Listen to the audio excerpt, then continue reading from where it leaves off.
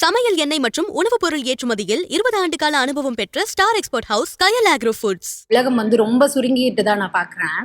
இப்போ நீங்கள் இளைஞராக இருந்தபொழுது அந்த டைமில் ஒரு கூட்டு வாழ்க்கை கண்டிப்பாக இருந்திருக்கும். இப்போ என்னோட தனிமையை போக்கிக்கிறதுக்கு நான் என்னை சுற்றி இருக்கிற மனிதர்களை நான் எங்கேயும் கவனிக்க மறந்துட்டேன். இப்போ உங்களோட புத்தகத்தில் வட்டிய முதலும் புத்தகத்தில் கூட நம்மளை சுற்றி அத்தனை மனிதர்கள் இருக்காங்க, உணர்வுகள் இருக்குது அப்படின்றத ஆழமாக கவனித்து அதை நம்ம உள்வாங்கி ரசித்து பண்ணக்கூடிய இப்போ இடத்துல இப்போ இருக்க இளைஞர்கள் இல்லையோ அப்படின்ற மாதிரி தோணுது. சொன்ன மாதிரி குளோபலைசேஷன் வந்த பின்னாடி எனக்கான ஓட்டம் ரொம்ப அதிகமாக இருக்குது. நான் கவனிக்கவே மறக்கிறேன், என்னை சுற்றி யார் இருக்காங்க, என்ன நடக்குது அப்படின்ற ஒரு விஷயத்த மறந்து போயிடுறேன். ரொம்ப தனிமையாக எனக்குள்ளே போயிடுறேன். எனக்கு அடுத்து வரக்கூடிய தலைமுறையெல்லாம் என்ன சொல்கிறாங்கன்னா, நான் ChatGPT கூட பேசுகிறத எனக்கு ஒரு ஆறுதலாக இருக்குது அப்படின்னு சொல்கிறாங்க. நான் தேடக்கூடிய ஆறுதலோ இல்லை என் தனிமையை போக்கக்கூடிய விஷயங்களையோ நான் மனிதர்கள்கிட்ட இருந்து எடுக்க பார்க்கல, ஏதோ ஒன்று டெக்னாலஜி கிட்டேருந்து எடுக்க பார்க்குறேன். ஒன்று என்னை ரொம்ப தனிமைப்படுத்துது. கூட்டு வாழ்க்கைக்கான ஒரு தேவையை என்னால் புரிஞ்சுக்க முடியாத இடத்துக்கு நான் போயிடுறேன். கூட்டு வாழ்க்கையில் என்னால் ஏதோ ஒரு வகையில் என்னால் இணையவே முடியல. ரொம்ப பெரிய கேப் ஆயிடுச்சு. இது ஒரு கேள்வி. அதை நீங்கள் எப்படி சரி பண்ணணும்னு பார்க்குறீங்க? உங்கள் தலைமுறையில் அது எப்படி இருந்தது? இப்போ அதை எப்படி சரி பண்ணலாம்? இது எங்கே இந்த கேப் வருது அப்படின்னு. இன்னொன்று கவர்ச்சிவாதம் அப்படின்னு சொல்லும் பொழுது எல்லா காலகட்டத்திலையும் எல்லா தலைமுறையிலுமே கவர்ச்சிவாதம் இருந்துட்டு தான் இருந்துச்சு.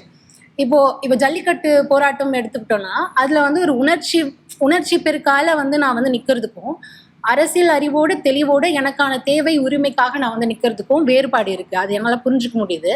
இப்போ அந்த கவர்ச்சிவாதம் எல்லா காலகட்டத்திலயுமே இருந்தது.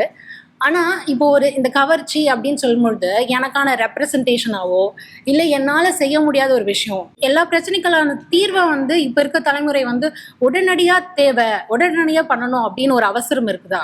ஏன்னா அவங்களோட வாழ்க்கையுமே ரொம்ப அவசரமா ஆன மாதிரியான ஒரு ஓட்டத்தோடு தான் இருக்கிறாங்க. கல்வியா இருக்கட்டும், ஏன்னா நிறைய எக்ஸாம்ஸ் இருக்குது, எப்படி அதை தீர்வு பண்ணணும், என்னோட வேலைக்காக எப்படி பண்ணணும், அதெல்லாம் ஒரு காம்படிஷன் இருக்கு.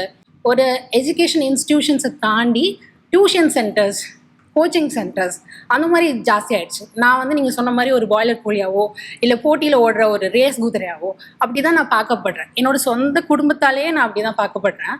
என்னால் உடனடியாக எனக்கு இது எது சரின்னு படுது. அதனால நான் ஒரு ஹீரோயிஸ்த்தை நோக்கி இந்த தலைமுறை சரி இவங்க பண்ணுறாங்க, இப்போ சினிமாவில் காட்டுறாங்க, இப்போ அது சண்டை போட்டால் ஃபைட் பண்ணால் இது மாதிரிலாம் பண்ணால் சீக்கிரம் சரியாயிடும் போல், அப்போ இந்த தலைவரே வரட்டும், எனக்கு பிடிச்சிருக்கு இவர் பண்ணுறதோ பேசுகிறதோ அப்படின்ற மாதிரி ஒரு சிந்தனை போக்கு வந்துருச்சா? அப்புறம் ஒரு காலகட்டத்தில் கலை அப்படின்ற ஒரு விஷயம் அரசியல் படுத்துறதுக்கு பெரும்பாலும் கையெடுக்கப்பட்ட ஒரு டூலாக இருந்துச்சு. அப்படிதான் இருந்தது இல்லையா? இப்போ அந்த அரசியல் வயப்படுத்துறது சினிமாவும் பயன்படுத்திருக்காங்க. இப்போ அந்த மாற்று கலைகளோ இல்லை மக்கள் இடத்துல போகக்கூடிய விஷயங்களோ ரொம்ப கம்மியாயிடுச்சா? ஏன்னா எனக்கு சினிமாவை தாண்டி இப்போ இருக்கக்கூடிய இளைஞர்களோ எனக்கு அப்புறம் வரக்கூடிய இளைஞர்களோ சினிமாவை தாண்டி என்னால் வேறு வகையில் என்னை சுற்றி என்ன நடக்குதுன்னு நான் தெரிஞ்சுக்க முடியல, இல்லை எதுக்கான தீர்வாக நான் எதை பார்க்குறதுன்னு தெரிஞ்சுக்க முடியல. கலை இல்லை அரசியல் படுத்துகிற இடம் எல்லாமே சினிமாவாக குறுகிடுச்சா? நீங்கள் இதை எப்படி பார்க்குறீங்க? இந்த ரெண்டு கேள்விகள்.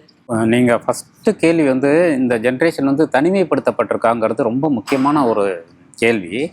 ஏன்னா தொடர்ச்சியாக எப்படி இந்த தற்கொலைன்னு சொல்கிறாங்க அப்படிங்கிற ஒரு ஸ்பேஸு சொல்கிறோம் இல்லையா, பேசுகிறோம் இல்லையா, அதே மாதிரி இந்த ஜென்ரேஷன் சுயநலவாதிகளாக இருக்காங்க அப்படிங்கிற ஒரு ஸ்பேஸும் பேசப்படுது தொடர்ந்து. அதுவும் ஒரு புகாராக சொல்லப்படுது.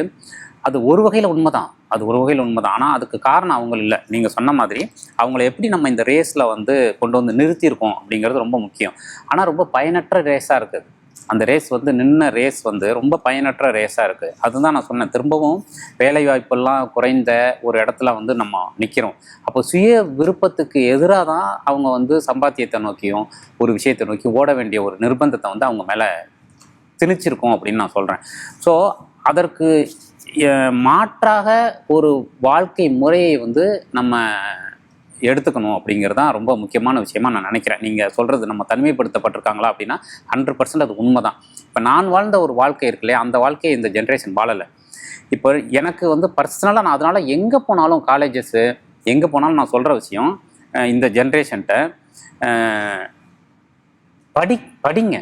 ரீடிங் ஹேபிட்டை குறைந்தபட்சம் நான் சொல்கிறதுக்கு இது பாட புத்தகங்கள் இல்லை, புத்தகங்கள் பொதுவாக புத்தகம். ஏன்னா இன்றைக்கி வாசிப்பே ரொம்ப அரிதாயிடுச்சு. அதனால் குறைந்த பட்சம் உங்களுக்கு பிடிச்ச புத்தகங்களை படிங்க. அது காமிக்ஸாக கூட இருக்கட்டும்ங்க. அது உங்களுக்கு ஒரு இமேஜினை கொடுக்குது. அப்போ தனி மனிதனாக நம்மளை க்ரூம் பண்ணிக்கிறது ரொம்ப முக்கியமாக இருக்குது. அதுக்கு அடிப்படையில் வாசிப்பு ரொம்ப முக்கியம், பயணம் ரொம்ப முக்கியங்கிறேன். இந்த ரெண்டுமே நம்ம ரொம்ப கம்மியாயிடுச்சோ அப்படின்னு நான் நினைக்கிறேன். நான் பயணம் போகிறதுங்கிறது என் வாழ்க்கையில் ரொம்ப முக்கியமான ஒரு பகுதியாக இன்றைக்கி வரைக்கும் வச்சுருக்கேன். அந்த பயணத்தை நான் எப்படி திட்டமிடுறேன் அப்படின்னா, நான் ஒரு டைமில் நான் என் கூட இருக்கிற அசிஸ்டன்ஸு எல்லாரையும் கூட்டிகிட்டு நான் போனேன் அப்படின்னா, எல்லா ஊருக்கும் போகும்போதும் நான் வந்து வழிநெடுக இருக்கக்கூடிய இடங்களில் அங்கே என்ன நடக்குதோ, கல்யாணம், சாவு, சடங்கு அப்படின்னு வழியில் எங்கெல்லாம் இருக்கோ அங்கெல்லாம் போவோம் நாங்கள். அது என்னுடைய பயணத்தில் ஒரு முக்கியமான ஸ்பேஸாக நான் வச்சுருக்கேன். என்னென்னா, அந்தந்த ஊரில் நடக்கிற ஒரு கல்யாணம் போயிட்டு இருக்கும்போதே, காரில் போயிட்டு இருக்கும்போது, வண்டியில் போயிட்டு இருக்கும்போது கல்யாணம்னா அங்கே இறங்கி அந்த கல்யாணத்துக்கு போயிடுறது, அங்கே நடக்கிற ஒரு சாவுக்கு போயிடுறது, அங்கே நடக்கிற ஒரு சடங்குக்கு போயிடுறது. அது வந்து என்னென்னா, இந்த மனிதர்களை எக்ஸ்ப்ளோர் பண்ணுறதுக்காக. இது நமக்கு மனுஷங்களை விட வேறு என்னங்க இருக்குது இந்த உலகத்தில்? யோசிச்சு பார்த்தீங்கன்னா, நம்ம மனிதர்களை விட வேறு என்ன இருக்குது? நம்ம கற்றுக்கிறது மனிதர்கள்ட்ட தான் கற்றுக்குறோம், சண்டை போடுறது மனிதர்கள்ட்ட தான் சண்டை போடுறோம், மனிதர்கள்ட்ட எடுக்கிறோம், மனிதர்கள்ட்ட கொடுக்குறோம். அப்படி தானே இந்த வாழ்க்கையே இருக்குது. அப்போது அதுதான் நமக்கு ரொம்ப முக்கியமான விஷயமா நான் நினைக்கிறேன். அப்போது உண்மையிலேயே நான் குறைந்தபட்சம் வாழ்க்கையில் ஒரு ஸ்பேஸுக்கு வந்திருக்கேன்னா அதுக்கு காரணம் நான் பார்த்த மனுஷங்க தான். அப்போது வழிநெடுக நம்ம பார்க்கக்கூடிய மனுஷங்க நமக்கு கற்றுக் கொடுக்கறத விட வேறு யாரும் கற்றுக் கொடுக்கறதில்ல. அப்போ இந்த ஜென்ரேஷன் பயணம் ரொம்ப குறைஞ்சிருச்சோன்னு நான் அப்படியே அவங்க பயணம் பண்ணாலும் ரொம்ப திட்டமிட்டு ஒரு ட்ரெக்கிங் போகிறோம் அப்படின்னு சொல்லி அந்த ஸ்பேஸில் தான் இருக்கே தவிர, அப்படி இல்லாமல் பயணம் அதற்கு வந்து வீட்டிலேருந்து பிரச்சனை வருதுன்னா அதெல்லாம் கண்டுக்காதீங்க. உங்களை வந்து க்ரூம் பண்ணுறது வந்து உங்களுடைய பயணம் க்ரூம் பண்ணும். அதே ஒரு கட்டத்தில் இந்த பயணத்தை வந்து நீங்கள் முக்கியமாக பாருங்கள் அப்படின்னு நான் சொல்கிறேன். இந்த பயணம் வந்து நீங்கள் உங்கள் வாழ்க்கையில் ஒரு பகுதியை பயணத்துக்காக ஒதுக்குங்க. அது உங்களுக்கு அரசியலை கற்றுக் கொடுக்கும் எல்லாம். அப்புறம் மிக முக்கியமான விஷயம் இயற்கையிட்டேருந்து நம்ம ரொம்ப விலகிட்டோம் அப்படிங்கிறது தான் எனக்கு ரொம்ப முக்கியமான ஸ்பேஸாக தோணுது. நீங்கள் இயற்கையை நோக்கி போங்க. நான் உண்மையிலே சொல்கிறேன், எனக்கு ரொம்ப கஷ்டமான ஒரு சூழலில் ஒரு லேண்டில் போய் இறங்கி ஒரு அதிகாலையில் நடந்துக்கிட்டு இருக்கும்போதே ஒரு பெரிய ஹில்லில் ஒரு சன்ரைஸ் வருது. அப்படியே எனக்கு எல்லாமே மறந்து போகுது. ஒரு 10 நிமிஷத்தில் என்னோட பயங்கரமாக என்னை அழுத்திக்கிட்டு இருந்த துன்பம்லாம் போகுது. அது அந்த மேஜிக்கை யாராவது பண்ண முடியுமா? அது ஒரு நேச்சர் தானே பண்ணுது. அப்போ நேச்சர்கிட்டேருந்து நம்ம விலகிக்கிட்டே இருக்கோம் அப்படிங்கிறது. இந்த ரெண்டும் தான் நிறைய கற்றுக் கொடுக்கும் உங்களுக்கு. ஸோ அதை நோக்கி போங்க அப்படின்னு தான் நான் இளைஞர்களை சொல்கிறேன். நான் இதை வந்து நான் அவுட் ஆஃப் பாலிடிக்ஸ்க்கு வெளியில் சொல்கிறேன். இதுதான் நம்ம வாழ்க்கையை வந்து பண்படுத்தும் அப்படிங்கிறேன். சார், நீங்க சொன்ன மாதிரி பயணங்கள் வந்து கண்டிப்பா வந்து ஒரு நிறைய மாற்றங்களை கொடுக்கும். வாழ்க்கையில வந்து ஒரு புது பெர்ஸ்பெக்டிவ் வந்து ஓப்பன் பண்ணி கொடுக்கும். ஆனா இப்போ உள்ள ஜென்சி டிராவலர்ஸா இருக்கட்டும் சரி, இப்போ சமீபத்துல வந்து ஒரு இன்ஸ்டாகிராம் கல்ச்சர் ஒன்று வந்து உருவாகி இருக்கு. என்னன்னா, டிராவல் பண்றது எல்லாத்தையுமே நான் டாக்குமெண்ட் பண்ணி ஒரு சமூகத்துல வந்து நான் காட்சிப்படுத்துறதுக்காகவே டிராவல் பண்ண, அதாவது பர்பஸ் ஆஃப் டிராவலிங்கை வந்து மறந்து அதை காட்சிப்படுத்துறதுக்காக மட்டுமே வந்து டிராவல் பண்ற மாதிரியான ஒரு கல்ச்சர் வந்திருக்கு. ஸோ இதனால வந்து எல்லா ஃபெல்லோ டிராவலர்ஸ், அதாவது இப்போ புதுசா டிராவல் பண்ணணும், எனக்கு வந்து அமைதி தேடணும் அப்படின்னு நினைக்கிற ஆள் கூட ஒருவேளை வந்து இப்படிலாம் பண்ணாதான் வந்து நம்ம வந்து நல்லா டிராவல் பண்றோம்னு அர்த்தமா அப்படின்ற ஒரு பியர் ப்ரெஷருக்குள்ள தள்ளப்படுறாங்க. இது வந்து எந்த மாதிரியான ஒரு சூழல்ல வந்து ஒரு ப்ரெஷர்ல தானே எங்களை போடுது. ஸோ இந்த மாதிரியான ஒரு கட்டமைப்புல இருந்து எப்படி சார் வெளியே வருது? எப்படியோ அவங்க டிராவல் பண்றாங்கல்ல. ராமகிருஷ்ண பரமஹம்சர் என்ன சொல்றாருன்னா, நீ நல்லவன் மாதிரி ரொம்ப நாள் நடிச்சின்னா ஒரு நாள் நல்லவன் ஆயிடுவேன் அப்படிங்கிறாரு. அது மாதிரி எதன் பொருட்டாவது அவங்க டிராவல் பண்றாங்கல்ல, அப்ப பண்ணும்போது அதை டேஸ்ட் அவங்களுக்கு தெரியும். அப்புறம் கேமரா எடுக்காமலே ஒரு நாள் அவங்க போவாங்கன்னு நினைக்கிறேன். ஸோ அதனால டிராவலுங்கிறது ரொம்ப முக்கியமான விஷயம். அது உங்களுக்கு ஏதோ ஒரு விதத்தில் கிடைச்சிதுன்னா ரொம்ப நல்ல விஷயம்தான். நம்முடைய சம்பளம், நம்முடைய வேலை, நம்முடைய கல்வி அப்படிங்கிற அந்த குறுகிய வட்டத்திலேருந்து நீங்கள் சக மனிதர்களை நோக்கி போகிறது, அவங்கள பற்றி சிந்திக்க ஆரம்பிக்கிறது இருக்கு இல்லையா, அது ரொம்ப முக்கியமான விஷயமா நான் நினைக்கிறேன். அப்போ தான் நீங்கள் ஜனநாயகத்திலையும் பங்கெடுத்துக்க முடியும். இந்த பயணம் வந்து அதுக்கு ரொம்ப ஹெல்ப் பண்ணும். மானுட சமுத்திரம் நான் என்று கூவுன்னு சொல்கிறாரு இல்லையா, அது எங்கேருந்து சொன்னால் ஒரு டிராவலரால் தான் அப்படி சொல்ல முடியும். ஸோ அந்த இடத்துலேருந்து நீங்கள் போகும்போது எல்லா மனுஷங்களையும் நம்ம சக மனிதர்களாக பார்க்கணும், அவங்களுக்காகவும் நம்ம பேசணுங்கிற எண்ணம் வரும்னு நான் நினைக்கிறேன். அதனால் இன்றைக்கி இருக்கக்கூடிய ஜென்ஜி தலைமுறையினர் குறிப்பாக மொபைல் கட்டங்களிலிருந்தும், இன்ஸ்டாகிராம் ரீல்ஸ் கட்டங்களிலிருந்தும், பிக்பாஸ் வன்மங்களிலிருந்தும் விடுதலையாகி இயற்கையை நோக்கி செல்லக்கூடிய பயணங்களில் அதிகமாக அவங்கள இணைச்சிக்கணும் அப்படின்னு நான் நினைக்கிறேன். அது தரக்கூடிய மகிழ்ச்சிங்கிறது இது எல்லாவற்றையும் உயர்ந்ததாகவும் நம்ம அடுத்த கட்ட மனிதராகவும் ஆக்கும்னு நான் நம்புகிறேன். மாணவர்கள் அரசியல் மயப்படுத்தப்படலை அப்படின்றத நீங்களும் வந்து சொல்கிறீங்க, அதை ஏற்றுக்கிறீங்க. பெரும்பான்மையான மாணவர்கள், குறிப்பாக இன்றைக்கி இருக்கக்கூடிய சென்சிஸ் மாணவர்கள் அப்படின்றவங்க இப்போ இந்த மாணவர்கள் அரசியல் படுத்தப்படலைன்னா நீங்கள் இப்போ பேசுனீங்க இல்லைங்களா, பகத்சிங் இதெல்லாம் எடுத்து பேசுனீங்க. அவரோட மாணவர்கள் அரசியல் பட வேண்டும் அப்படின்னு ஒரு கட்டுரை எழுதியிருக்காரு. அவரை பற்றி படிக்கும்போது அதை தெரிஞ்சுக்க முடிஞ்சுச்சு. அதில் வந்து அவர் சொல்லும் போது இது பிரிட்டிஷ் பீரியட் டைமில் அவர் சொல்கிறார், மாணவர்களை அரசியல் மயப்படுத்த விடாமல் செய்கிறார்கள். மாணவர் அரசியல் மயப்படுவது அவர்களுக்கு அச்சம் தரக்கூடியதாக இருக்கிறது. கல்லூரிகளில் மாணவர்களில் அரசியலில் ஈடுபடக்கூடாதுன்னு கையெழுத்து வாங்குகிறார்கள் அப்படின்னு அவர் வந்து, இது எப்பொழுதுன்னா நாம் சுதந்திரம் பெறுவதற்கு முன்பு 1947 பெற்றோன்னு சொன்னாங்க. அதற்கு முன்பு பகத்சிங் தூக்கிலிடப்படுவதற்கு முன்பு இதெல்லாம் நடைபெறக்கூடிய காலம் அவரோட காலத்தில். ஆனால் இன்றைக்கும் கல்லூரிகளில் பள்ளிகளில் இந்த நிலைமை தான் இருக்கிறது. நாம் எந்த அரசியல் நிகழ்ச்சிகள்லையும் எதுலேயும் பங்கேற்க மாட்டேன்னு நம்ம எழுதி கொடுக்கணும். மாணவர்கள் கல்லூரியில் சேரணும்னா ஒரு காலனிய காலத்தில் இருந்த ஒரு நடைமுறை இன்றைக்கும் நாம் ஒரு சுதந்திரத்தை பெற்றுவிட்டோம், நம்ம அமெரிக்காவுக்கு நிகராக போகிறோம், ஜப்பானுக்கு நிகராக போகிறோம், இப்படியெல்லாம் பேசிக்கொள்கிற காலத்தில், நவீன காலத்தில் இன்றைக்கும் இதே நிலைமை தான் நீடிக்கிறது. இதுக்கு ஒரு காரணம் இருக்கோ அப்படின்னு நான் கருதுகிறேன். என்ன அப்படின்னா, உதாரணத்துக்கு அன்னைக்கு பகத்சிங் இருந்த காலகட்டத்தில் அப்படின்னா, அதற்கு பிறகு மாணவர் இயக்கங்களில் கிட்டத்தட்ட 80கள் காலகட்டத்திலலாம் மிகப்பெரிய அளவில் வட மாநிலங்களில் போராட்டங்கள்லாம் நடந்திருக்கு. நக்சல்பாரி எழுச்சிகள் இதெல்லாம் நீங்கள் கேள்விப்பட்டிருப்பீங்க, தெரிஞ்சிருக்கும். அதற்கு பிறகு மாணவர் போராட்டங்கள், கல்லூரிகளில் மாணவர் அமைப்புகள், சங்க தேர்தல்கள் இதெல்லாமே நடந்திருக்கு. மாணவர்கள் தங்களோட சொந்த நலனில் இருந்து மட்டும் இல்லாமல் பொதுவாக அரசியல் நிகழ்ச்சிகளில் பார்ட்டிசிபேட் பண்ணாங்க. சமூகத்தில் நடக்கக்கூடிய அவலங்களுக்கு எதிராக போராடினார்கள். உதாரணத்துக்கு இப்பயும் சொல்லலாம், ரோஹித் வெமுலா இறந்தபோது அவருக்கு ஆதரவாக நாடெங்கும் போராடினார்கள். சிஏஏ சட்டத்திற்கு எதிராக நாடெங்கும் போராடினார்கள். ஆனால் எங்கெல்லாம் மாணவர்கள் ஆக்டிவாக இருக்காங்களோ, எங்கெல்லாம் ஏதோ ஒரு வகையில் சிறு சிறு சங்கங்கள், அமைப்புகள், எஸ்எஃப்ஐயாக இருக்கட்டும், ஆர்எஸ்ஐஃபாக இருக்கட்டும், மற்ற மாணவர் அமைப்புகள், இதெல்லாம் எங்கெங்கெல்லாம் இருக்கோ, ஏபிசி போன்ற அமைப்புகள் இருக்கோ, அங்கே தான் அதெல்லாம் நடக்குது. இப்படி நடைபெறுவதும் கூடாது என்று அரசோ ஸ்டேட் மெக்கானிசமோ விரும்புதோ அப்படின்னு நான் பார்க்குறேன். 2006 வந்து லிங்டோ கமிட்டியோட ரிப்போர்ட் வந்து வருது. லிங்டோ, அவர் ஜேஎம் லிங்டோன்ற முன்னாள் தலைமை தேர்தல் அதிகாரி, அவர் ஒரு அறிக்கை கொடுக்குறாரு. அந்த அறிக்கை மாணவர்களை அரசியல் படுத்தக்கூடாதுன்றது தான் அதோட நோக்கமாகவே இருக்குது. பொலிட்டிக்கல் அப்படின்னு சொல்லுவாங்க இல்லைங்களா, அப்படி இருக்கணும்னு அது வந்து பேசுது. வெளியிலிருந்து எந்த விதமான அரசியல் எதுவும் உள்ளே வரக்கூடாது அப்படின்னு வந்து பேசுது. இது இன்றைக்கு வரைக்கும் நடைமுறையில் தான் இருக்குது. இப்போ இங்கே டிஎம்கே வந்து பேசுகிறாங்க, அதாவது ஜேஎன்யூவில் ஜெயித்தால், இடதுசாரிகள் ஜெயித்தால் அதை கொண்டாடுகிறார்கள், அதை வரவேற்று பதிவு போடுறாங்க. காங்கிரஸ் அதை வரவேற்கிறது. ஆனால் தமிழ்நாட்டில் அப்படி ஒரு மாணவர் அரசியல் எதுவும் இல்லை இப்போ. அதே மாதிரி காங்கிரஸ் வந்து ஜேஎன்யூவில் வந்து இடதுசாரிகள் வெற்றி பெற்றால் ஆதரிக்கிறாங்க. ஆனால் கர்நாடகாவில் 1988 இருந்து கல்லூரிகளில் மாணவர் அமைப்புகள், மாணவர் சங்கங்கள் செயல்பட தடை. அரசியல் சட்ட ரீதியாக நான் சொல்கிறேன். இங்கேயாவது சட்டப்பூர்வமாக இல்லைன்னாலும் நடைமுறையில் அப்படி இருக்கு. ஆனால் கர்நாடகாவில் அப்படி சட்ட ரீதியாகவே இருக்குது. அப்போ இவங்க வந்து மாணவர்கள் அரசியல் படுவதை கண்டு பயப்படுறாங்களோ, அச்சப்படுகிறார்களோ அப்படின்ற கேள்வி வந்து எழுது. அதுதான் இந்த தொடர்ச்சியான இந்த அவர்களோட வாய்ஸை வந்து டிசைன் பண்ணுறது, அழுத்துறது அப்படின்றதெல்லாம் இதுவாக பார்க்க முடியுது அப்படின்னு நான் சொல்கிறேன். அப்போ அப்படி ஒரு அச்சம் இருக்கும் அரசுக்கும் ஸ்டேட் மெக்கானிசத்துக்கும் அப்படின்னு நான் கேள்வி வைக்கிறேன். கண்டிப்பாக அச்சப்படுறாங்க, அதில் மாற்றுக்கிறதே இல்லை. அச்சப்படுறதுனால தான் இவ்வளவு ஒடுக்குமுறைகளை வந்து அவங்க செய்கிறாங்க. இப்போ இவர் கேட்ட கேள்வியுமே மாணவர் சங்கங்களை வந்து அவங்க முடக்கிறாங்க அப்படிங்கிறது, இது எல்லாமே அச்சத்தின் காரணமாக தான். அதான் அடிப்படையில் இவன் அரசியல் மயப்பட்டுட்டா என்ன மாதிரியான ஸ்பேஸ் உருவாகும் இங்கே. ஏன்னா மாணவர் போராட்டங்கள், மாணவர் சங்கங்கள் மூலமாக தான் பல அரசியல் எழுச்சிகள் நடந்திருக்கு. அது அவங்களுக்கு தெரியும். இன்றைக்கி அதிகாரத்தில், இந்தியா முழுக்க அதிகாரத்தில் இருக்கிற எல்லாருக்குமே தெரியும். அதனால தான் இந்த ஒடுக்குமுறைகள் வந்து நடக்குது. ஒரு வகையில் ஜேஎன்யூ வந்து டெமோக்ரஸியோட ஒரு ஸ்பேஸாக இருக்குது. இன்னொரு பக்கம் இந்த கடுமையான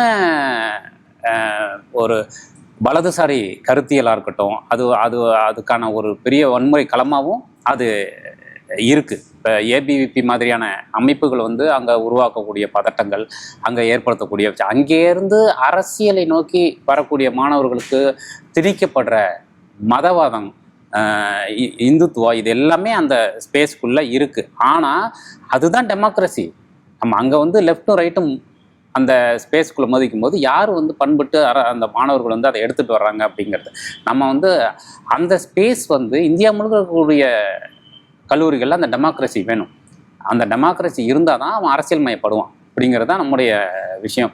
ஸோ இதில் நான் வந்து என்ன நினைக்கிறேன் அப்படின்னா, நீங்கள் ஒரு முடிவெடுங்க. மாணவர்கள் எல்லாம் சேர்ந்து, இப்போ கல்லூரிகளில் இப்போ மாணவர் சங்கங்கள் தடைப்படுத்தப்படுது, இங்கே அரசியல் நுழைவதற்கு தடை விதிக்கப்படுது, அரசியல் பேசுவதற்கு தடை விதிக்கப்படுது, அதுக்கு எழுதி வாங்குறாங்க அப்படின்னா நம்ம ஒரு முடிவு எடுக்கலாம். நீ எனக்கு அரசியல் கற்றுக்கொள்வதற்கு எனக்கு தடை விதிக்கிறீல்ல, நீ நான் ஓட்டு போட மாட்டேன் அப்படிங்கிற ஒரு முடிவு எடுப்போம். இல்லை போட்டால் எல்லாரும் நோட்டாவுக்கு தான் போடுவோம் அப்படின்னு ஒரு முடிவு எடுப்போம். அப்படி ஒரு ஸ்பேஸ் ஒன்றை கிரியேட் பண்ணுவோங்கிறேன்.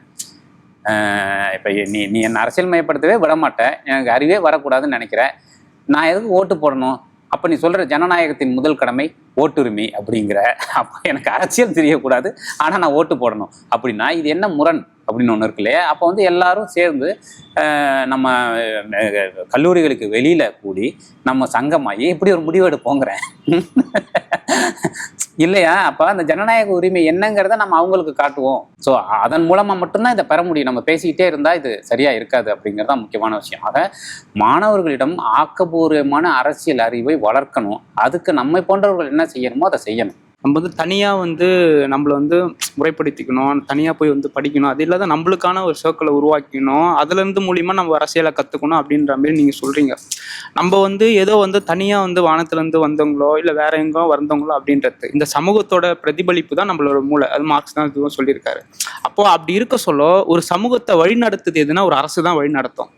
இப்போ இந்த விஜய் பிரச்சனையில் அவ்வளோ பேர் இறந்தாங்க, அதுக்கு விஜய் காரணம்ன்றது சொல்கிறாங்க. அதுக்கப்புறம் என்ன சொல்கிறாங்கன்னா, இதுமாரி முட்டாள் கூட்டங்கள் இப்படி போகுது, ஏன் போகுதுன்னு சொல்லிட்டு இவங்களை கொஸ்டின் ரைஸ் பண்ணுறாங்க, யார் இளைஞர்களையும் மாணவர்களையும். அது மட்டுமே இல்லாத இன்றைக்கி ஊடகங்களும் சரி, இல்லை பெரிய பெரிய அறிவாளிகளும் சரி, இல்லை பெரிய பெரிய சமூக பொறுப்பாளர்களும் என்னன்னா இந்த அரசை குறித்த ஒரு கேள்வி கேட்க மாட்டாங்க. இதுக்கு எல்லாத்துக்குமே காரணம் யாரையா, நீ தான், இந்த அரசு தான் ஏன் காரணம், நீங்கள் பண்ணதுனால தான் இன்னைக்கு அந்த கூட்டம் அப்படி போய் இருக்குதுன்னு சொல்லிட்டு அதை அரசை விமர்சனம் பண்ணுறதுக்குள்ளான ஆட்கள் யாருமே இல்லை. இப்போ நீங்கள் கூட என்னன்னா அரசியல் திமுக மீது எனக்கு ஒரு சில இது, மற்ற ஓட்டு கட்சி மீது கூட எனக்கு விமர்சனங்கள் இருக்குதுன்றதான் முடிச்சுப்பேன். ஆனால் முழுக்க இது எல்லாத்துக்குமே காரணமே இன்னைக்கு இங்கே தமிழ்நாட்டிலேயோ இல்லை மற்ற இதுல இந்த ஓட்டு கட்சிகள் தான் காரணமே. இன்னைக்கு மாணவர்கள் இதுமாரி போனதுக்கான காரணம் அப்படின்றது யாருமே பேச மாட்டுறாங்க. அப்போ காரணங்கள் இதுதான் சொல்லிட்டு நம்ம அதுதான் அரசியலே படுத்தும். ஒரு மாணவர்களையும் சரி மக்களையும் சரி அரசியல் படுத்தும். அப்போ அப்படி பேசுறதுக்கான வாய்ப்புகள் யாருமே இல்லை. திட்டமிட்ட அதை மறுக்கிறாங்க, அதை பேசுறதுக்கான ஒரு விஷயத்தா இருக்குது. அதுதான் இதை பத்தி நீங்க ஐயா, இப்போ என்னன்னா நம்ம தீர்வை நோக்கி போறோம். இப்போ நம்ம பிரச்சனையை பேசிக்கிட்டே இருக்கோம் தொடர்ந்து, ஆனால் நம்ம தீர்வை ஏதோ ஒரு இடத்துல தேட வேண்டிய சூழல்ல இருக்கும். அதனால தான் நான் சொல்றேன், நீங்க ஓட்டு அரசியல் ஆபத்தானதுன்னு உங்களுக்கு தெரியுது இல்லை? தேர்தல் பாதை திருடர் பாதைன்னு பெரியார் சொல்லி எத்தனை வருஷம் ஆச்சு? நீங்க பணம் இல்லாதவங்க இன்னைக்கு இதில் ஜெயிக்க முடியுமா தேர்தலில்? நீங்க சொல்லுங்க.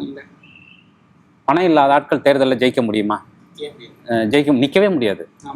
பெரிய கட்சியில சீட்டே கொடுக்க மாட்டாங்க. சாதி பின்புலம் இல்லாம ஜெயிக்க முடியுமா? கண்டிப்பா முடியாது. இதெல்லாம் ஏற்கனவே புழுத்து போன ஒரு தேர்தல் சிஸ்டத்துக்குள்ள நம்ம இயங்கிக்கிட்டு இருக்கோம். அப்ப நீங்க திருப்பி அங்கேயே போய் இதுதான் பிரச்சனை எத்தனை வருஷம் பேசிக்கிட்டு இருப்பீங்க? எத்தனை வருஷம் நம்ம பேசிக்கிட்டு இருப்போம்? ஓட்டரசியலுக்காக இந்த கட்சிகள் இருக்குங்கிறது உங்களுக்கு தெரியுது, எனக்கும் தெரியுது, எல்லாருக்கும் தெரியுது. தேர்தல் அந்த சிஸ்டமே ஒரு பெரும் பணக்காரர்களின் கையில் போன சிஸ்டமாக இருக்குது. வியூக வகுப்பாளர்கள் கையில் போகிற ஒரு சிஸ்டமாக இருக்குது. அவங்கள கூப்பிட்டு கோடிக்கணக்கான பணம் கொடுக்கும்போதே அது ஒரு வியாபாரங்கிறது நமக்கு தெரியுது. ஒரு வியாபார சூழலில் நம்மை போன்ற சாதாரண மனிதர்கள், சாமானியர்கள், இளைஞர்கள் இந்த பிரச்சனையை தொடர்ந்து பேசிக்கிட்டே இருக்கோம், ஓட்டு போட்டுக்கிட்டே இருக்கோம். இது கடந்து போயிட்டே இருக்குங்கிற சூழலில் நம்ம தீர்வை எங்கே தேடுவோம்? அதுதான் நான் சொல்கிறேன். அதுக்காக தான் நான் சொல்கிறேன், தீர்வை அங்கே தேடாதீங்க. அது ஏற்கனவே அந்த சிஸ்டம் முடிஞ்சு போயிடுச்சு. அந்த மெக்கானிசம் ரொம்ப ரிப்பேர் ஆகி அதோட ஸ்பேஸுக்கு போயிடுச்சு. அப்போது அதுக்கான தீர்வை அதுக்கு வெளியில் தேடுங்கன்னு சொல்கிறேன் நான். அப்போ அதுக்கு வெளியில் தேர்தல் அரசியல் இல்லாத ஒரு ஸ்பேஸு. அதனால தான் நான் திரும்ப சொல்கிறேன், இந்தியாங்கிற டெமோக்ரஸி இன்றைக்கும் ஆக்கப்பூர்வமாக இயங்கிக்கிட்டு இருக்குன்னா அதுக்கு காரணம் தேர்தல் அரசியலுக்கு வெளியே இருக்கக்கூடிய முக்கியமான மனிதர்கள், ஏராளமான சின்ன அமைப்புகள், நிறைய மனிதர்களுடைய ஒரு ஒருங்கிணைப்பு தான் இது நடந்துகிட்டு இருக்கு. சமூக ஆர்வலர்கள், மனித உரிமை போராளிகள், பத்திரிகையாளர்கள் இன்னமும் அப்படியான ஒரு பெரிய ஸ்பேஸில் இயங்கிட்டு இருக்காங்க. நம்மெல்லாம் அந்த ஸ்பேஸில் இயங்குவோன்னு சொல்கிறேன். நம்ம குரல் எல்லாத்தையும் வலுப்படுத்துவோம், அந்த மாதிரி ஒரு விஷயத்தை நோக்கி போவோம், அதை கண்டடைவோங்க, நமக்கான பாதையை நம்ம வகுத்துக்குவோங்கிறேன். அப்படி நம்மெல்லாம் சேர்ந்து ஒரு குரலாக மாறும்போது இந்த சிஸ்டம் நம்மளை திரும்பி பார்க்குங்கிறேன். நான் என்ன சொல்கிறேன், அந்த மாதிரியான மனிதர்களை நீங்கள் எப்படி அடையாளம் கண்டுபிடிச்சிங்க? எப்போ பார்த்தீங்க அவங்கள நீங்கள் பார்க்கவே மாட்டேங்கிறீங்களே. இல்லையா? அந்த மாதிரி போராடுறவங்கள பற்றி நீங்கள் சிந்திக்கவே மாட்டேங்கிறீங்களே. அந்த மாதிரி இருக்கிறவங்கள பற்றி நம்ம குரலே கொடுக்க மாட்டேங்கிறோமே. பத்திரிகையாளர்கள் எத்தனை பேர் சுடப்பட்டிருக்காங்க, எத்தனை பேர் இதில் சிறையில் இருக்காங்க இல்லையா? இதுக்காக பத்திரிகையாளர்களுக்கு பேரில் இங்கே பணத்தை வாங்கிக்கிட்டு சும்மா நெரேட்டிவ் அரசியல் பேசிகிட்டு இருக்கிறவங்கள லட்சக்கணக்கில் பார்த்துட்டு இருக்கேன் நம்ம இல்லையா? சரி, நமக்கான விஷயங்களை பேசக்கூடிய மனிதர்களை நம்ம எப்போ அடையாளம் கண்டுபிடிச்சோம்? அவங்கள பார்த்து நீ தேர்தல் இல்லையா நம்ம சொல்லியிருக்கோமா? நம்ம தொடர்ந்து திரும்ப திரும்ப இதே பிரச்சனையை பேசி இவங்க தப்பு அவங்க தப்பு அதை பற்றி நம்ம எப்போ பேச போகிறோம்னு நம்ம பேசிட்டோம், பல வருஷமாக பேசிட்டோம். நம்ம இன்னும் அமைப்புகள் செய்ய வேண்டியிருக்கு. நம்ம ஒவ்வொருத்தருமே ஒரு தனி அமைப்பு தான். ஸோ நாம் நல்ல மனிதர்களை தேடி அடையாளம் கண்டுபிடிக்க வேண்டியிருக்கு. நமக்காக போராடுறவங்க பக்கம் நம்ம நிற்க வேண்டியிருக்கு. எந்த ஈகோவும் இல்லாமல் இவனை பற்றி நாம் பேசணுமா, அவனை பற்றி நம்ம பேசணுமா, இவனோட நம்ம நிற்கணுமாங்கிறதையெல்லாம் தூக்கி எறிஞ்சிட்டு, அதுவும் குறிப்பாக இளைஞர்கள் நம்ம அந்த வழியில் போக வேண்டியிருக்கு. நமக்காக போராடுகிறவர்களுடைய பக்கம் நாம் நிற்க வேண்டியிருக்கு. அது தேர்தல் அரசியலுக்கு வெளியில் மக்களுக்கான ஒரு அரசியலை ஜனநாயகத்தில் நாம் பங்கெடுக்க வேண்டியிருக்கு முக்கியமாக. அதாவது மாற்றுன்றது நம்மளுக்கு தேவைதான் தோழர், கண்டிப்பாக அதுக்கு தேவை. அதுக்கான மாற்றுக்கான நம்ம வேலைகளை முன்னெடுக்கணும், எல்லாமே பண்ணணும். ஆனால் அது மட்டுமே போதாது. அதாவது என்னன்னா, இந்த இடத்துல தோழர் தொடர்ச்சியான பல்வேறு சம்பவங்களையும் சரி, பல துறையினர்களும் சரி, பல சமூக செயற்பாட்டாளர்களும் சரி, அரசோட பாத்திரத்தை முழுக்க மறைச்சிடுறாங்க. அதாவது அதை யார் பண்ணுறானே தெரியாத அளவுக்கு அது மறைச்சிடுறாங்க. ஆனால் எல்லாத்துக்குமே காரணமே அந்த அரசு தான் காரணன்றது தான் முக்கியமான விஷயம். ஆனால் பல பேர் என்னன்னா, இது இல்லாத இது பரவாயில்ல, இது இப்படி தான் இருக்கும் அப்படின்னு நம்ம தள்ளிட்டு போக முடியாது. அதை நம்ம விமர்சித்து அதை மக்கள்கிட்ட நம்ம அம்பலப்படுத்தணும். அது எல்லா பிரச்சனைகளுக்கும் அடிப்படையாக மையமான ஒரு காரணமே அந்த அரசு தான். அரசை நம்ம கேள்வி கேட்டு நம்ம அதை அம்பலப்படுத்திட்டு அதுக்கான மாற்றத்துக்கான சொல்யூஷன் நம்ம அடுத்த கட்டமாக செய்யணுன்றது கண்டிப்பாக நம்ம அதை அம்பலப்படுத்தணும். அதுக்காக தான் நிற்கிறோம். வலதுசாரிகளோட பார்வை இருப்பதற்குள் மாற்றத்தை தேடுவது தான். இடதுசாரிகளோட பார்வை என்னன்னா மொத்தமாக மாற்றணுங்கிறது தான். இருப்பதற்குள் மாற்றத்தை தேடுவதல்ல. இருப்பதே தப்பாக இருக்கும்போது நீங்கள் மாற்றத்தை அடிப்படையாக மாற்றத்தை ஏற்படுத்துறது தான். நான் அப்படியான ஒரு மாற்றத்தை தான் நினைக்கிறேன். அப்படியான ஒரு மாற்றம் சமூக சீர்திருத்தத்தின் மூலமாக தான் உருவாகும்னு நான் நினைக்கிறேன். புரியுதா நான் சொல்கிறது அவங்களுக்கு? சமூக சீர்திருத்தம் அப்படியான ஒரு மாற்றத்தை நம்ம உருவாக்க முடியும். அப்போ அந்த மாற்றம் ஒவ்வொரு மனுஷன்ட்டையும் நாம் போய் அந்த மாற்றத்தை உருவாக்க வேண்டியிருக்கு. ஸோ அங்கே தான் நம்ம இருக்கோம். அப்போது நாம் ஒரு நிறைய இந்த மாதிரியான மனிதர்கள், நிறைய அமைப்புகள், நிறைய குழுக்கள் சேர்ந்து அதை செய்ய வேண்டியிருக்கு இன்றைக்கி இருக்கிற இந்தியாவில். இப்போ தற்கொலைன்னு சொல்கிறது சென்சிக்கானதாக நம்ம பேசிட்டு இருந்தோம். இப்போ ரீசெண்ட் டேஸில் அது ஏன் பேச்சு பொருள் ஆனிச்சுன்னா இப்போ அந்த ஸ்டாம்பேட் இஷ்யூக்கு அப்புறமா. ஸோ அப்படி ஒன்று நடக்குதுன்றப்போ அதை நம்ம சொல்கிறது யாருன்னு பார்த்தீங்கன்னா, ரொம்ப நீண்ட காலமாக இருந்த ஒரு பாரம்பரியமான ஒரு இப்போ திராவிட முன்னேற்ற கழகம் மாதிரி ஒரு பெரிய கட்சி இப்போ ஒரு கட்சியை விமர்சிக்குது. இப்போ அது எப்படி விமர்சிக்குது அப்படின்னு பார்த்தீங்கன்னா, நீங்கள் இப்போ இவங்க சொல்கிறாங்க இப்போ 50 ஆண்டு கால திராவிட ஆட்சின்னு சொல்கிறாங்க, பெரியார் மண்ணுன்னு சொல்கிறாங்க. ஆனால் அதுக்கு அதை ஒரு பிராண்டிங்காக வச்சுக்கிறாங்களோ தவிர, அதுக்கு இப்போ பெரியார்னு பேசுகிறாங்களே தவிர, பெரியார் பேசுனதை பேசியிருந்தா இப்போ நம்ம இங்கே தற்கொலைன்னு சொல்கிற அளவுக்கான ஒரு நிலைமை வந்திருக்காதுன்னு பார்க்குறேன். அதே மாதிரி இப்போ இந்த மாதிரி யங்ஸ்டர்ஸ் இப்போ இருக்காங்க, இல்லை மோஸ்ட்டாக யங்ஸ்டர்ஸ் அப்படி இருக்காங்க அப்படின்னு சொல்கிறப்ப அவங்களுக்கான ஸ்பேஸ் நம்ம கிரியேட் பண்ணாமல் அவங்கள முடக்கிறதுக்கு தற்கொலை மாதிரி வார்த்தை சொல்கிறோமா அப்படின்னு ஒரு இது இருக்குது. இப்போ நம்ம தமிழ்நாடு நம்ம கல்ச்சரலாவோ இல்லை பொலிட்டிக்கலாவோ பார்த்திங்கன்னா, தலித்தியம் இங்கே 100 வருஷத்துக்கு மேலே இங்கே தலித்தியம்கான ஒரு ஸ்பேஸ் இருந்துச்சு. அந்த அரசியல் தொடர்ந்துச்சு. பொதுவுடைமை கோட்பாடு அந்த மாதிரி பரவிடுச்சு. திராவிட இயக்கம் ஆட்சி வரைக்கும் வந்துருச்சு.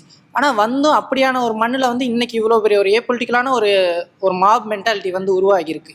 இப்போ நம்ம இயக்கமாக வெளில வரணும், இப்போ ஆட்சியாளர்களை நம்ம கேள்வி கேட்கக்கூடாது அப்படின்றத தாண்டி இப்போ இத்தனை வருஷமாக இப்போ திராவிட இதுலேயும் தேர்தலில் பங்கேற்காத இயக்கங்கள் இருந்துச்சு. பொதுவுடைமையிலையும் இப்போ வரைக்கும் இயங்கிக்கிட்டு இருக்கு. இப்போ அப்படி இருந்துமே நடக்கிறத வச்சு சொல்கிறேன். இப்போ விஜய் மாதிரி ஒருத்தர் வராரு. அவர் 50 வருஷமாக சினிமாவில் மட்டும் இருந்தார், கோடிக்கணக்கில் சம்பாதிச்சார். அவர் இந்த பொதுமக்கள் பிரச்சனையில் எங்கேயுமே இறங்கவே இல்லை. அவருக்கான நாயக பிம்பங்கள் அவரே கட்டமைச்சார், சுற்றி உள்ளவங்க கட்டமைச்சாங்கன்னு. அவர் வராரு. வந்தோன்னே அவரோட பேக்ரவுண்ட் என்னன்னு பார்க்குறதுல, அவரோட ஸ்டேட்மெண்ட் என்ன அப்படின்னு இல்லாமல் இவர் வந்தால் போதும் அப்படின்ற அளவுக்கு ஒரு கூட்டம் இப்போ லட்சக்கணக்கில் கூடுறாங்க. அப்படின்னா இப்போ நம்ம என்னத்தை விட்டோம்? இப்போ லெஃப்டிஸ்டாக இருந்தவங்க என்னத்தை விட்டோம்? கம்யூனிஸ்டாக இருந்த இயக்கங்கள் என்ன விடுது? தேர்தல் அரசியல் கட்சி அது கரெக்டாக ஆயிட்டுன்னு சொன்னீங்க. அப்போ அந்த மாதிரி இயக்கங்கள் எதில் தவற விட்டுச்சு? நம்ம வெறும் கவர்ச்சி பிம்பத்தால் மட்டும் அங்கே போகிறாங்கன்னு சொல்ல முடியாது. அவங்களுக்கு ஏதோ ஒரு நம்பிக்கை புதுசாக அவங்களை பார்த்தா வருது அப்படின்னா அவங்களுக்கான உரிமையை இந்த இயக்கங்கள் பேசிக்கிட்டு இருந்தது. கம்யூனிஸ்ட் இயக்கங்கள் பேசினதுனாலே உரிமைகள் கிடைச்சிது. திராவிட இயக்கங்கள் சட்டங்களோ திட்டங்களோ அது முன்னேற்றம் அடைஞ்சிச்சு. இப்போ அது அவங்களோட லைஃப்பில் அது இம்பாக்ட் ஆகிட்டு இருக்கு. அவங்க ரேஷன் கடையில் அரிசி வாங்குறதுலேருந்து, அது வெல்ஃபேர் ஸ்கீமாக இருந்ததுலேருந்து இடஒதுக்கீடு வரைக்கும் அதுக்கான இது இருக்குது. இப்போ இவ்வளோ நல்லது பண்ணியும் இவ்வளோ அது நல்லது சமூக அக்கறை சித்தம் அதெல்லாம் எதுவுமே பண்ணாத ஒரு நடிகன் வந்தால் பின்னாடி போகிற கூட்டம் இருக்குல்ல, அந்த மென்டாலிட்டி எப்படி கிரியேட் ஆனிச்சு, அது எந்த இடத்துல லேக் ஆனிச்சு, எப்படி அந்த கேப் உருவாச்சுங்கிறது ஒரு பெரிய கேள்வியாக இருக்குது. இப்போ யங்ஸ்டர்ஸ்க்கு என்னன்னா ஒரு 2 பாயிண்டோட அரசியல் நிறுத்திடுறாங்களோன்னு எனக்கு தோணுது. இப்போ 2 பாயிண்ட் என்னென்னா, எல்லா கட்சியும் திருடங்களா இருக்காங்க, எல்லா கட்சியும் ஊழலாக இருக்குது. அவங்க பார்க்குற அரசியலே தேர்தல் அரசியலாக இருக்குது, எம்எல்ஏவாக இருக்குது, எம்பியாக இருக்குது, இதை மட்டும்தான் இருக்கே தவிர பின்னாடி உள்ள அரசியல் பார்க்காம இருக்காங்க. அதனால ஏதோ ஒரு நடிகன் வர அவன் பின்னாடி போகிறாங்கிறது நடந்துக்கிட்டு இருக்கு. இப்போ ஏன் நம்ம அந்த இதை ஏன் நம்ம பரவல் ஆக்கலை அப்படின்னு நம்ம பேசிக்கிட்டு இருக்கோம். ஏன் அந்த பரவல் ஆக்குறது இருக்கிறது ஏன் வந்து ஸ்ட்ரக் ஆணுச்சு அப்படின்ற ஒரு கேள்வி இருக்குது. அதை நம்ம எப்படி புரிஞ்சுக்கிறது? இல்லை, அடிப்படையில் தேர்தல் அரசியலை பொறுத்த வரைக்கும் இன்னைக்கு இந்தியாவுடைய ஒரு முகமாக, உலகம் முழுவதும் இந்தியாவுடைய முகமாக அறியப்படுற, இந்தியா முழுக்கவும் ஒரு மிகப்பெரிய விடுதலையின் முகமாக அறியப்படுற, நம்ம எல்லாரும் இப்போ வந்து நம்ம எல்லாருக்கும் ஆதர்சமாக இருக்கக்கூடிய அம்பேத்கரை வந்து ஜனங்க தேர்தலில் தோக்கடிச்சிருக்காங்க. மகாராஷ்டிராவில் எலெக்ஷனில் அம்பேத்கர் தோற்றுருக்காரு. ஆனால் வரலாற்றில் அவர் தான் நின்றுக்கிட்டு இருக்காரு. உண்மையிலேயே வந்து இந்தியாவை வந்து ஒரு மிகப்பெரிய அறிவுத்தளத்துக்கு எடுத்துகிட்டு போனதில் அம்பேத்கருடைய பங்கு வந்து அளப்பரியாத பங்கு. அம்பேத்கர் இல்லாமல் இந்திய வரலாற்றை எழுதவே முடியாது. ஆனால் அவர் வந்து ஒரு தேர்தலில் மக்களால் தோற்கடிக்கப்பட்டிருக்காரு. இதை நீங்கள் எப்படி எடுத்துக்கிறீங்க? இது சரியா தப்பா? தேர்தல் வெற்றி தோல்வி எல்லாம் அரசியல், அதை தான் நம்ம ஆரம்பத்துலேருந்து பேசிக்கிட்டே இருக்கோம். அதற்கு நம்ம நீங்கள் ஏன்னா தேர்தலுங்கிறது ஒரு கேமாக, ஒரு வியாபாரமாக, ஒரு மாறி ரொம்ப நாள் ஆகுது. அந்த சூழலில் தான் நம்ம வந்து நல்ல கண்ணையா தோற்கடிக்கப்படுறாரு. நாம் வந்து பேசுகிறோம், நம்ம வாய்கிலேயே பேசுகிறோம், எல்லாத்தையும் பேசுகிறோம், பேசிட்டு ரொம்ப நல்லவங்கப்பான்னு அவங்கள பூரா ஷோகேஸில் வச்சிடறோம். பெரியார் வந்து இப்போ தற்கொலைன்னு சொல்கிறோம், அதுக்கு ஒரு வார்த்தை இருக்கு இல்லையா? பெரியார் வந்து தன் வாழ்நாள் முழுக்க ஜனங்களை திட்டிகிட்டே இருந்தார். ஏன்னா மடப்பசங்களா ஏன்டா இப்படி இருக்கீங்க அப்படின்னு திட்டிகிட்டே இருந்தார். அது சரி. இப்போ ஜனங்களை பூரா இப்போ தேர்தலில் நின்று ஜனங்களை ஏமாத்தணும்னு பார்க்குறவன் தான் மக்கள் தீர்ப்பு, மகேசன் தீர்ப்பு அப்படின்னு சொல்லுவான். உன்னை சீர்திருத்தணும்னு நினைக்கிறவன் உன்னை அப்படி சொல்ல மாட்டான். ஸோ அதனால் ஜனங்கள்கிட்ட அறியாமை இருக்குது, ஜனங்கள்கிட்ட முட்டாள்தனம் இருக்குது. அதில் என்ன இருக்குது? அவன் கவர்ச்சிகரமான பிம்பங்களை நோக்கி போகிறான். இது அவனுடைய முட்டாள்தனம். ஸோ இந்த முட்டாள்தனத்துக்கான விஷயங்களே அதை தான் நம்ம தொடர்ந்து பேசுகிறோம். இந்த முட்டாள்தனத்துலேருந்து அவனை வெளியில் எடுக்கிறதுக்கான விஷயங்களே அவனுக்கு இலகுவாக செய்ய வேண்டிய சூழல் இருக்கும். அப்படி செய்யறதுக்காக வந்தவங்க எல்லாரும் கரப்ட் ஆகிட்டாங்க நிறைய பேர். அதை தான் நீங்கள் பேசுகிறீங்க வந்துட்டு. ஸோ அதனால் இப்போ நம்ம அதையெல்லாம் ஒதுக்கி வச்சுட்டு நம்ம வேற ஒரு புதிய பாதையை, புதிய மாற்றத்தை இந்த தலைமுறையிலேருந்து தொடங்கணும். நமக்கு வந்து தப்பு செஞ்சுருக்கிறாங்க, நமக்கு கெடுதல்கள் செஞ்சுருக்காங்க, நமக்கு துரோகங்கள் செஞ்சுருக்காங்க, இந்த இயக்கங்கள் நம்மளை காப்பாற்றலை அப்படின்னா சரி, அவங்கள புறக்கணிங்க. ஆனால் மாற்று என்ன? மாற்று இது இல்லை. அதற்கான மாற்று வந்து முழுக்க மக்களை நேசிக்கக்கூடிய, அதனால தான் சொல்கிறேன் திரும்ப மேலிருந்து அதிகாரத்தை தேடாதீங்க, கீழிருந்து தேடுங்க. அதுதான் வந்து உண்மையான, அது அதிகாரம் இல்லை, ஜனநாயகம். அதிகாரங்கிற வார்த்தையே தப்பு. அவங்க வந்து மக்களுக்கான வேலை செய்யக்கூடிய இடத்துல இருக்கிறவங்க. அதுக்கு என்ன அதிகாரம்? ஜனநாயகம் தான். ஜனநாயகத்துக்கான தலைமை. அதுக்கான மனிதர்களை நீங்கள் தேடுறது அப்படிங்கிறது மக்கள் அரசியல்லேருந்து தேடணும். அதை மக்களை அறிவுமயப்படுத்த வேண்டியது நம்ம ஒவ்வொருத்தருடைய கடமை. நீங்க வந்து இந்த கலந்துரையாடல்ல வந்து சொல்லியிருந்தீங்க, எனக்குமே வந்து சில முரண்கள்லாம் இருக்கு, சில அரசியல் கட்சிகள் மீதும் சில தலைவர்கள் மீது, ஏன் மார்க்ஸ் மீது கூட எனக்கு வந்து சில முரண்கள் இருந்திருக்க தான் செய்யுது, திமுக மீது வந்து எனக்கு சில முரண்கள் இருக்க தான் செய்யுது அப்படின்னு நீங்க வந்து சொல்லியிருந்தீங்க. பாரஞ்சித்தும் மாரி செல்வராஜும் எடுக்கிற மூவிகளை வந்து நசுக்கப்பட்டோம், பிதுக்கப்பட்டோம் அப்படின்னு கிண்டல் பண்றாங்க. இதுக்கு யாருமே பெருசா எதிர்ப்பு தெரிவிக்கல. இப்போ இதோட தொடர்ச்சியா இன்னைக்கு வந்து ஒரு கட்ட பஞ்சாயத்து பண்ற ஒருத்தர் வந்து மதுரையில வந்து ஆளுங்கட்சி தரப்பை வச்சுக்கிட்டே பேசுறாரு. தீபாவளி வருது, உன் மேல பிசிஆர் போட்டுருவான், பார்த்து கவனமா இருந்துக்கா அப்படிங்கிறாங்க. இதுவே இப்போ நான் அவங்கள சொல்ல முடியாது. பொங்கல் வருது, கிடா வளர்க்குறவங்கலாம் பார்த்து வச்சுக்காங்க, ஆடை திருடிட்டு போயிடுவான் அப்படின்னு ஒரு கூட்டத்தை பற்றி நான் சொல்ல முடியாது. அப்படி சொன்னால் அது பெரிய பிரச்சனை. ஏன் தலித் வெறுப்பு இவ்வளோ அதிகமாக வருது, ஆனால் அதுக்கான எதிர்ப்பு வந்து ரொம்ப கம்மியாக இருக்குது. இது ஏன்? வழக்கமாக வந்து ராஜ்முருகன் சார் கிட்ட எதிர்பார்க்குற அதே ஒரு சோஷியல் அவேர்னஸ் உள்ள ஒரு பொலிட்டிக்கல் ட்ராமாவை நாங்கள் எதிர்பார்க்கலாமா? நிச்சயமா இந்த படம் வந்து ஒரு சமூகத்துக்கான ஒரு படம் தான். ஆனால் அதுக்குள்ள 20 ஆண்டுகளாக உலக நாடுகளுக்கு உயர்தர சமையல் எண்ணெய் மற்றும் உணவுப் பொருட்கள் ஏற்றுமதியில் இந்திய அரசின் ஸ்டார் எக்ஸ்போர்ட் ஹவுஸ் அங்கீகாரம் பெற்ற கயல் ஆக்ரோ ஃபுட்ஸ்.